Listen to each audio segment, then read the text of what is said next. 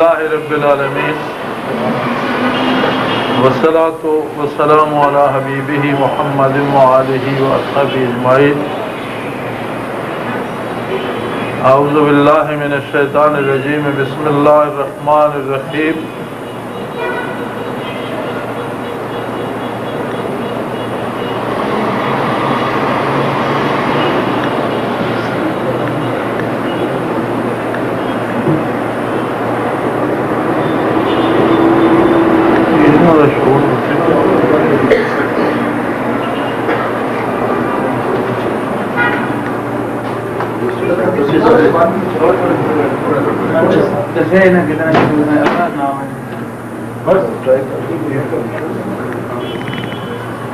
الحمدللہ عالم اسلام میں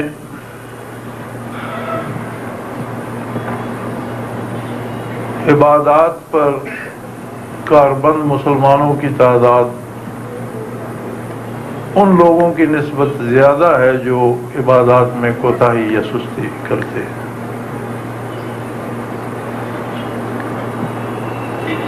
اور یہ بھی ایک بڑی پختہ حقیقت ہے کہ اس وقت روئے زمین پر سب سے بڑی قوم مسلمان ہے۔ کوئی بھی دوسری ایک قوم مسلمانوں کی برابری کا دعویٰ نہیں کر سکتی۔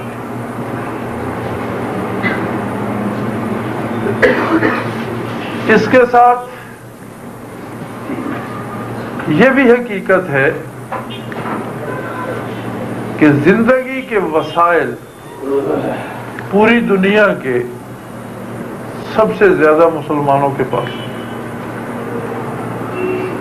زرخیز زمینیں ہوں یا پھلدار درختوں کی وادیاں ہوں، صحرا اور ریگستان ہوں یا خوبصورت پہاڑ ہوں، چشمے ہوں،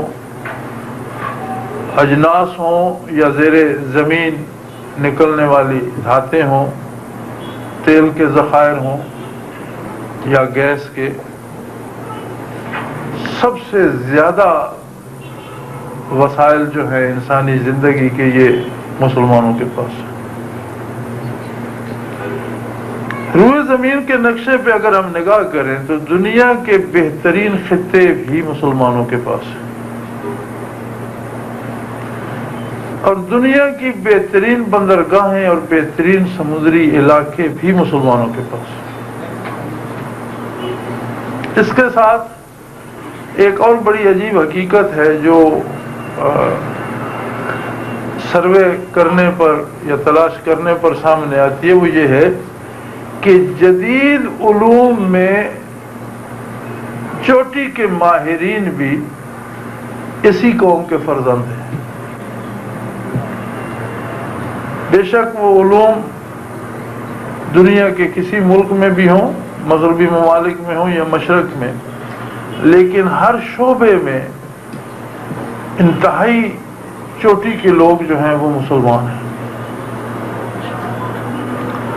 ان سب حقیقتوں کے ساتھ یہ حقیقت بھی اپنی جگہ موجود ہے کہ مسلمان من حیث القوم کفار کا کھلونا بنے ہوئے ہیں۔ آخر کیوں؟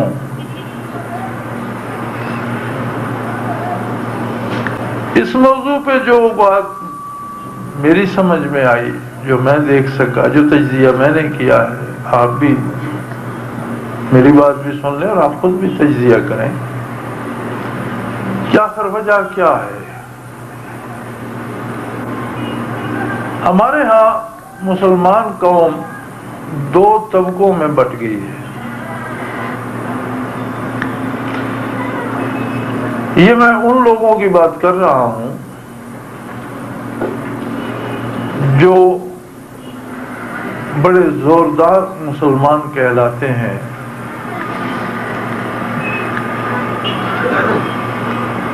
ان میں بنیادی فرق یہ آ گیا ہے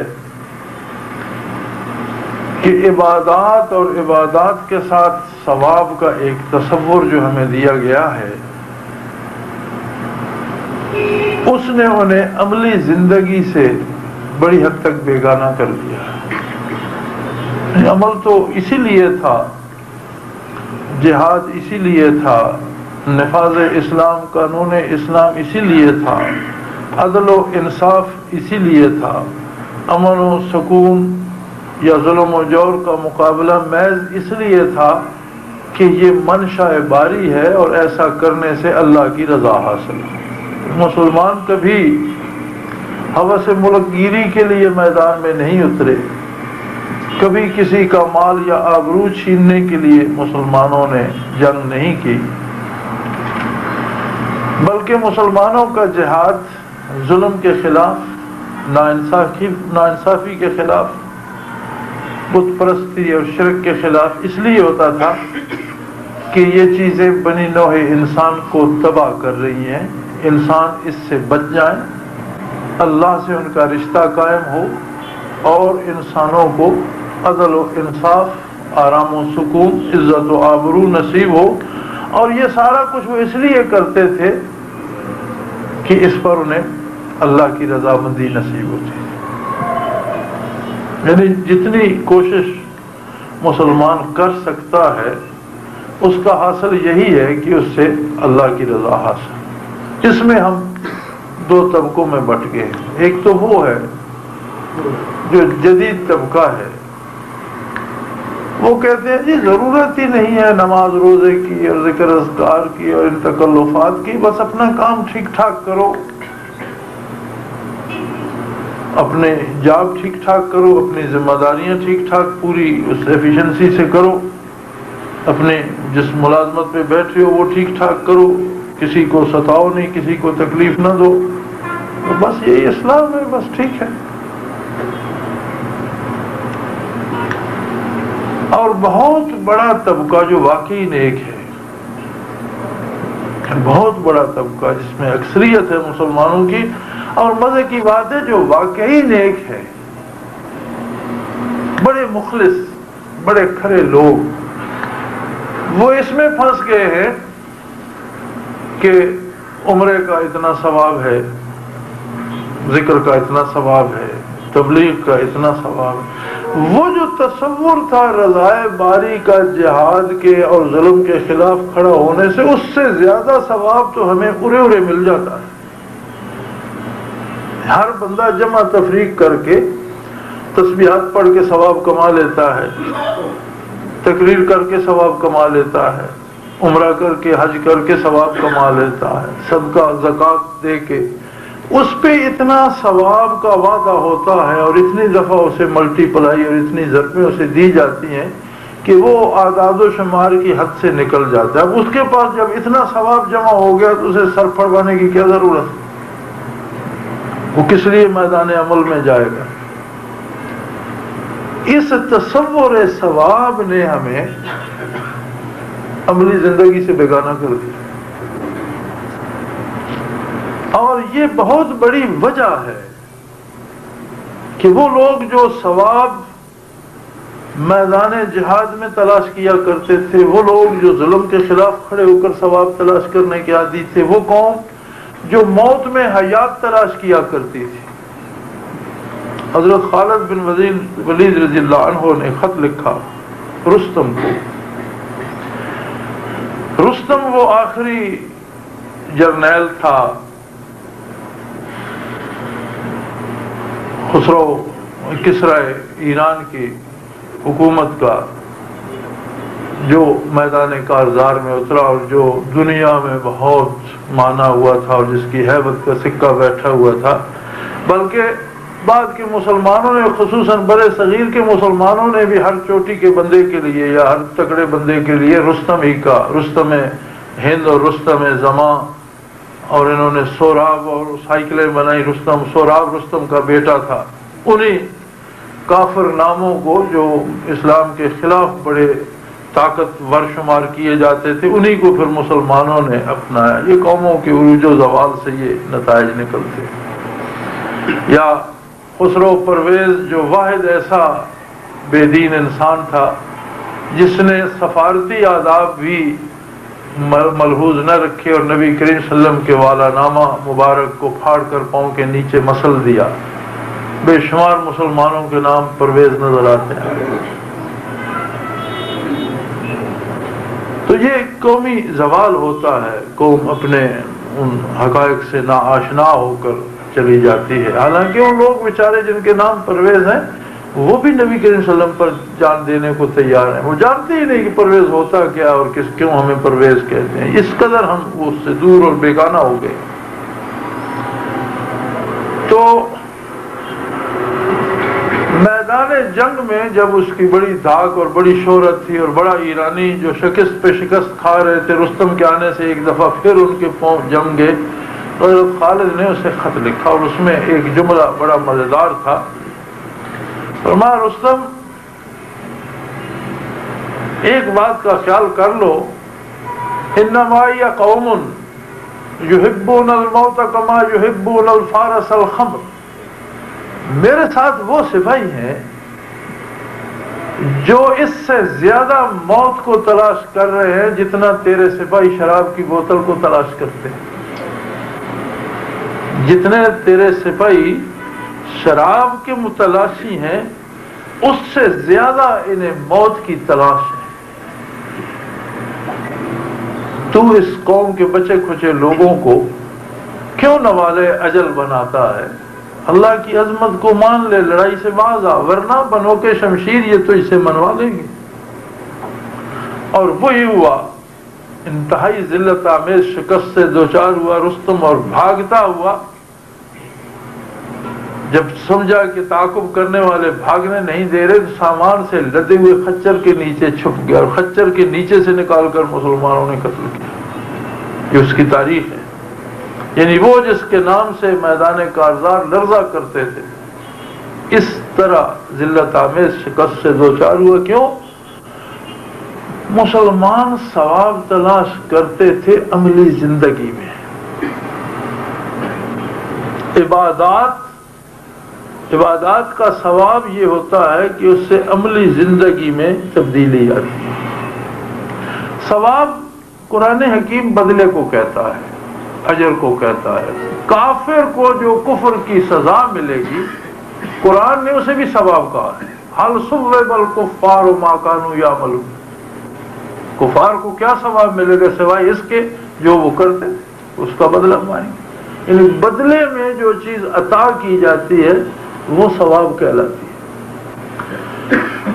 عبادات اور نیکی کے بدلے میں جو ثواب ملتا ہے اس کی تعیین کیا ہے، اسے کس طرح سے ہم ناپیں. یہ 500 گنا 600 گنا اسے ہم ضربیں دینا تو سیکھ گئے، لیکن اس کا نتیجہ ہماری سامنے آتا کس طرح سے کہ واقعی مجھے 500 گنا ثواب ملا، یا میں نے یہاں حرم میں ایک نماز پڑھی اور مجھے 1,00,000 کا ثواب ملا.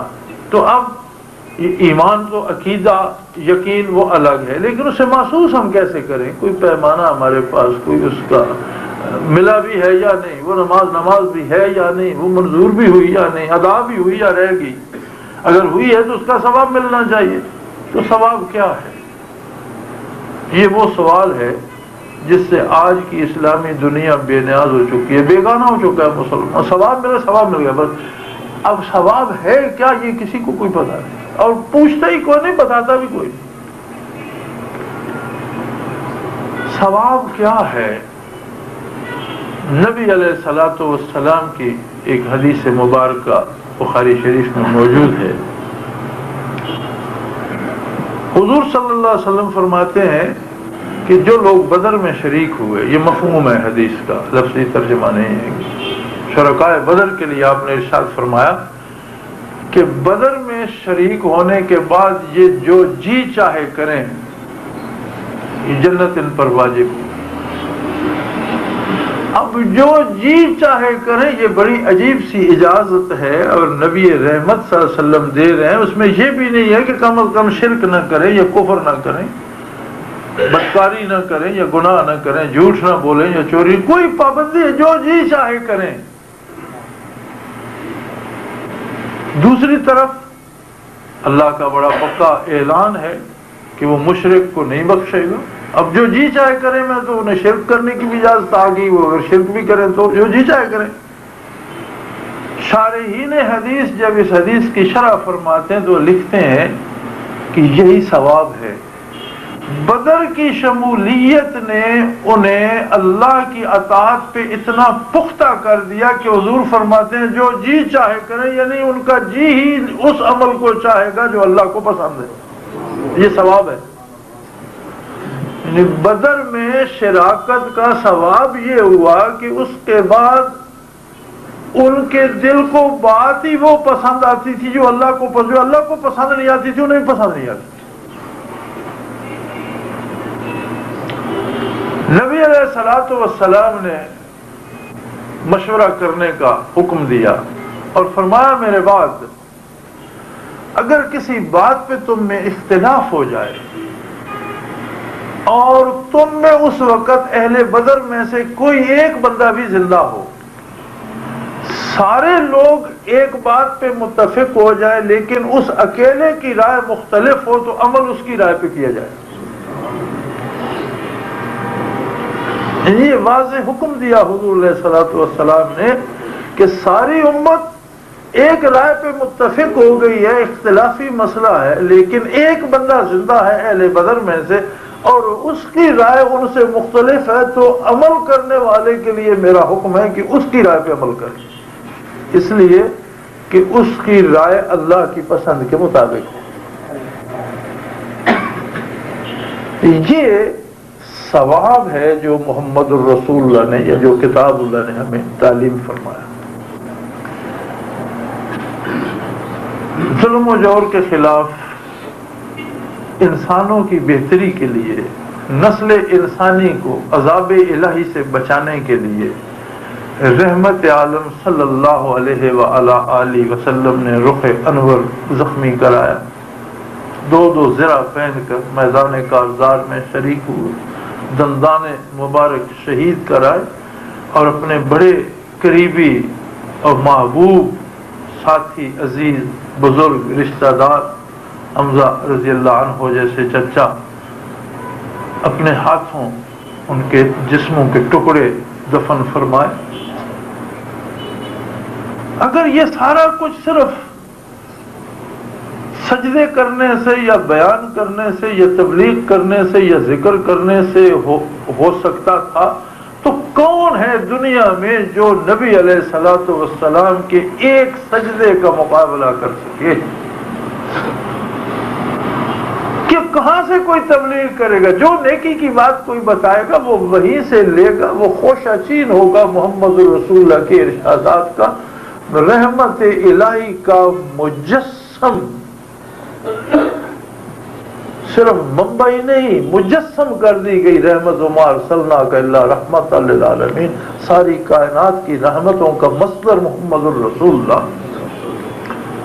وہ شرک کے خلاف میدان عمل میں ہیں، وہ ظلم کے خلاف ڈھال بنتے ہیں، وہ انسانوں کو، اور عجیب بات ہے آج ایک فلسفہ ہو گیا ہے کہ یہ یہودی ایسے قتل کر دو، یہ عیسائی ایسے، اس جرم پر نبی کریم صلی اللہ علیہ وسلم نے کسی کو قتل نہیں کیا۔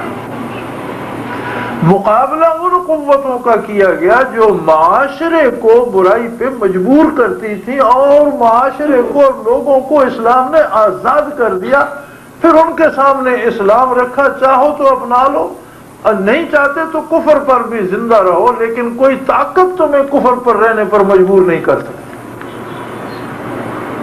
غزوات نبوی جو تھے یا اسلامی جہاد جو ہے، ہر اس باطل طاقت کے خلاف ہے جو دوسرے لوگوں کو باطل پہ کاربند رہنے پہ مجبور کرتی ہے۔ اس طاقت کا غرور ٹوٹ گیا تو کسی کو زبردستی مسلمان نہیں کیا گیا، بلکہ غیر مسلم جنگی قیدی جو آئے مدینہ منورہ میں انہیں اپنے مذہب پر عمل کرنے کی آزادی تھی اور وہ کرتے تھے۔ عیسائیوں کا وفد آیا، وہ اپنی عبادت اپنے طریقے سے کرتے تھے، نبی علیہ السلام نے مسجد نبوی میں ٹھہرایا اور کوئی کسی کو مجبور نہیں کیا گیا کہ تم کلمہ پڑھ لو یا مسلمان ہو جاؤ یا تمہاری گردن مار دیں گے۔ یہ جو آج وبا پھوٹ پڑی ہے مسلم ممالک میں کہ یہ شیعہ ہے اسے قتل کر دو، یہ سنی ہے اسے قتل کر دو، یہ دیوبندی ہے اس کا سر اڑا دو، یہ بریلوی ہے اس کا سر اڑا دو، یا یہ مرزئی ہے اسے گولی ماریں گے. یہ ہر آدمی کو، انسانوں کو قتل کرنے کی اجازت اسلام نے نہیں دی، اور نہ یہ اسلام ہے. اگر کوئی ہندو ہے، سکھ ہے، عیسائی ہے، یہودی ہے، یا کسی مسلمانوں کے کسی سو کال فرقے میں ہے، تو اسے اللہ کے سامنے حاضر ہونا ہے. اور اللہ کریم فرماتے ہیں اِنَّ إِلَيْنَا إِيَابَهُمْ ثُمَّ إِنَّ عَلَيْنَا حِسَابَهُمْ. انہیں آنے دو، میرے پاس آئیں گے، میں اپنے بندوں سے حساب خود لوں. ہاں، آپ کو لڑنا ہے ان ظالم طاقتوں کے خلاف جو طاقت مخلوق کو ظلم پر مجبور کرتی ہیں، کفر میں ملوث رہنے پہ مجبور کرتی ہیں، جو انہیں گمراہی پہ کاربند رہنے پہ مجبور کرتی ہیں. وہ اس طاقت کا طلسم ٹوٹ جائے، لوگ آزاد ہیں، ان کی مرضی، جو مذہب چاہیں رکھیں، مسلمان ہو جائیں الحمدللہ، نہیں ہونا چاہتے تو بھگت لیں گے. لیکن انسان بہر حال ہیں، ان کی جان، ان کا مال، ان کی آبرو ہر حال میں حرام ہے. وہ ان کا حق ہے، زندہ رہنے کا حق ہے ہر انسان کو، بغیر حکم شرعی کے قتل نہیں کیا جائے گا. مذہب اختیار کرنے کا حق ہے ہر آدمی کو، اللہ نے دیا ہے. اس کی پسند جس مذہب پہ وہ رہنا چاہتا ہے. آپ کسی کو زبردستی یا قتل کر کے مذہب نہیں منوا سکتے. ہاں، جہاد تھا ان طاغوتی طاقتوں کے خلاف جو جبر و استبداد سے لوگوں کو جکڑ کر برائی پہ مجبور رکھتی تھیں، یا کفر کو ماننے پہ مجبور کیے رکھتی تھیں، یا بت پرستی پہ مجبور کیے رکھتی. ان طاقتوں کو تو ہم نے بھلا ہی دیا، بلکہ ان کی غلامی اور ان کے جوتے سیدھے کرنا ہم سعادت سمجھتے ہیں. اور آپس میں جنگ و جدال آ گیا. یہ مصیبت ہے اس بے عملی کی کہ ہم نے عبادات سے بھی وہ ثواب حاصل نہیں کیا جو کرنا چاہیے تھا. اور یہ یاد رکھ لیں، اگر عبادت سے انسان کی عملی زندگی میں کوئی تبدیلی نہیں آتی، میں یہ سمجھتا ہوں کہ وہ عبادت نامقبول ہے اس کی. اور میں اٹھک بیٹھک کر رہا، یا اس کا طریقہ صحیح نہیں ہے، یا خلاف سنت ہے، یا عبادت ہے ہی نہیں، اس نے کوئی رواج گھڑ لیا ہے، یا کہیں کرنے کا طریقہ. جیسے آدمی نماز ادا کرتا ہے، ممکن ہے اس نے وضو نہیں کیا، یا وضو کرنے میں غلطی کر گیا، یا کوئی ایک فرض رکن چھوڑ گیا، کوئی کہیں کوئی چیز اس میں سے کم ہے کہ اس کا کوئی نتیجہ عملی زندگی پہ مرتب نہیں ہو رہا. ثواب نام ہے اس دنیا میں عمل صالح کی توفیق کے ارزاں ہونے کا. کیونکہ آخرت میں جو کچھ ملے گا اس کی بنیاد اس دنیا کا عمل صالح اور مقبول عمل ہوگا. تو جنہیں وہ ثواب عطا کرتا ہے انہیں توفیق عمل عطا کرتا ہے. اس کی بنیاد یہ ہے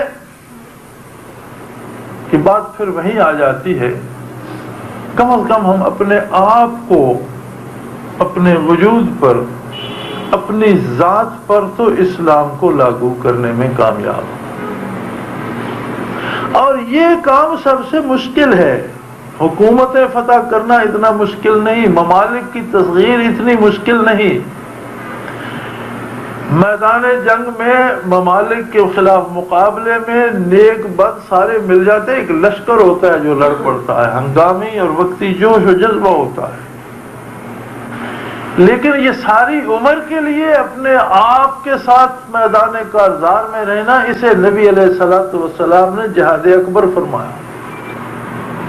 جہاد سے واپس حضور تشریف لائے تو مدینہ منورہ پہنچ کر فرمایا رجعنا من الجہاد الاصغر الى جہاد الاکبر، او کما قال رسول اللہ صلی اللہ علیہ وسلم، کہ ہم چھوٹے جنگ سے، چھوٹے جہاد سے بڑے جہاد میں واپس آ گئے. اپنی ذات کے ساتھ جو مجاہدہ ہے یہ جہاد اکبر ہے.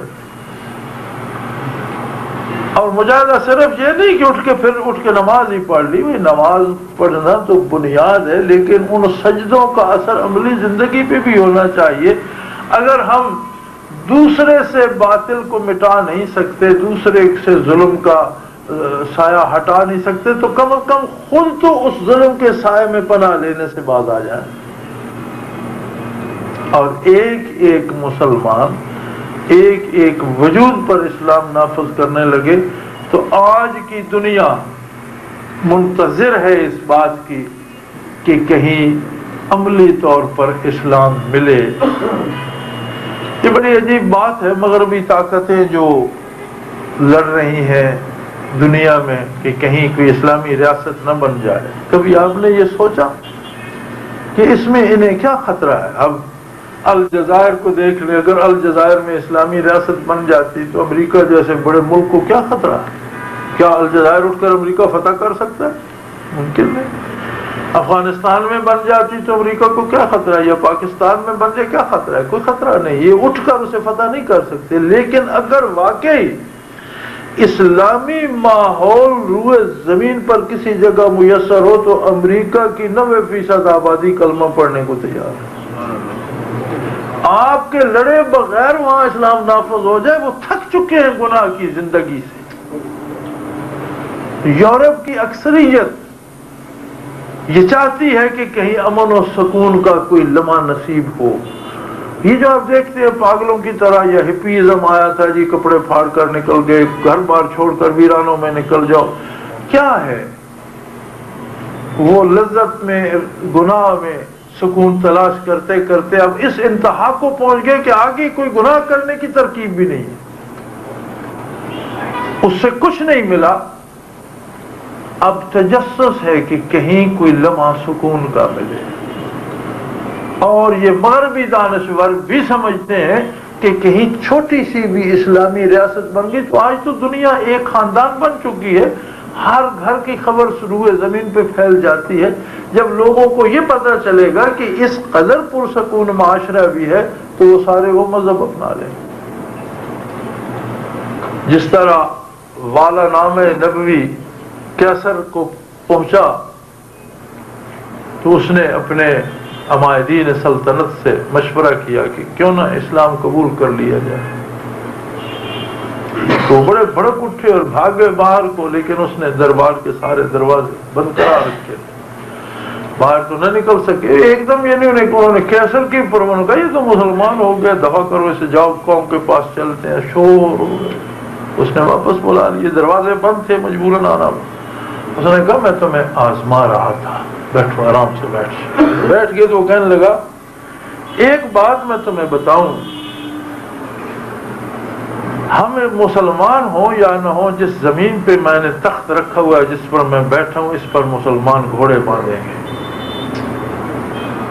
ہماری اکثریت علماء کی یہ لکھ دیتی ہے کہ وہ نجومی تھا، ہوگا نجومی، لیکن جب والا نامہ اسے پہنچا نبی علیہ الصلوۃ والسلام کا تو وہ اپنے دربار میں بیٹھا تھا، چھت کے نیچے تھا، نجوم نظر نہیں آ رہے تھے، اور پھر کوئی درمیان میں وقفہ پا کر اس نے ڈال کر بات نہیں کی۔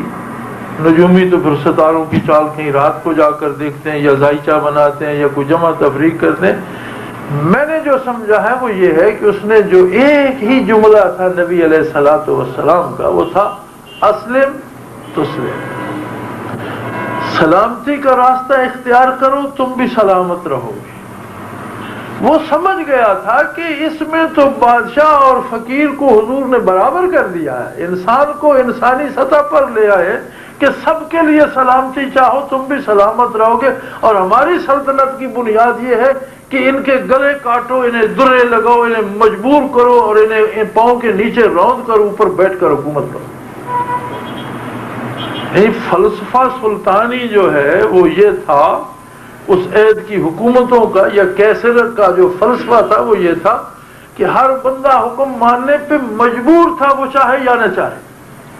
اور والا نامہ مبارک فرماتا ہے اسلم تسلم، دوسرے کی سلامتی مقدم ہے تیری سلامتی سے، اور تیری سلامتی کی شرط ہے کہ تو سلامتی کا راستہ اپنا، تو بھی سلامت رہے گا۔ تو وہ کہنے لگا یہ فلسفہ اگر عام شہری کو سمجھ آ گیا تو یہ لوگ مسلمان ہو جائیں گے، اور یہاں اس فلسفہ دینے والوں کے گھوڑے باندھنا کیسر کو تخت پر بٹھانے سے زیادہ مناسب سمجھیں گے۔ جس طرح کیسر نے یہ فلسفہ سمجھا تھا آج کا مغرب کا دانشور اس بات کو سمجھ چکا ہے کہ اگر مسلمانوں نے اسلام پر عمل کرنا شروع کر دیا تو ہم اپنے لوگوں کو اس مسلمان ہونے سے نہیں روک سکتے. اور ہماری بدقسمتی ہے خصوصاً عابد و زاہد اور نیک طبقے کی کہ ہم اپنی نیکیوں کو ثواب کے فلسفے میں الجھا کر عملی زندگی سے بیگانہ ہو کر جو ہوتا ہے دنیا میں ہوتا رہے، ہمارا تو ثواب ہو گیا. میرے خیال میں ایسا کوئی ثواب کا تصور اسلام میں نہیں ہے. نبی علیہ الصلوۃ والسلام نے فرمایا کہ کسی کے دل میں زندگی بھر شہادت کی آرزو بھی پیدا نہیں ہوئی، فقط مات موتۃ الجاہلیہ، تو وہ اس زمانے کی موت مرا جو میری بعثت سے پہلے جہالت کا زمانہ. یہ ثواب ہے. عبادات کا، اذکار کا، تلاوت کا، تبلیغ کا، صدقات زکات کا، پیسے خرچ کرنے کا حاصل یہ ہے کہ عملی زندگی میں باطل سے ٹکرانے کی جرت نصیب ہو جائے. اور اللہ توفیق دے کہ ہم انسانیت سے، بنی نوع انسان سے ظلم و جور کو مٹا کر اللہ کے بندوں کو اللہ کا پیغام سنا سکیں. محبت بھرا اسلام کا پیغام، سلامتی سے معمور اسلام کا پیغام، محبتوں کا امین اور رحمت عالم صلی اللہ علیہ وآلہ آلہ وسلم کی شفقتوں سے لبریز، جس میں اللہ کی مخلوق سکون کا سانس لے سکے. آبرو، مال، جان کی حفاظت نصیب ہو لوگوں کو. اللہ ہمیں توفیق دے اور ہماری کوتاہیوں سے درگزر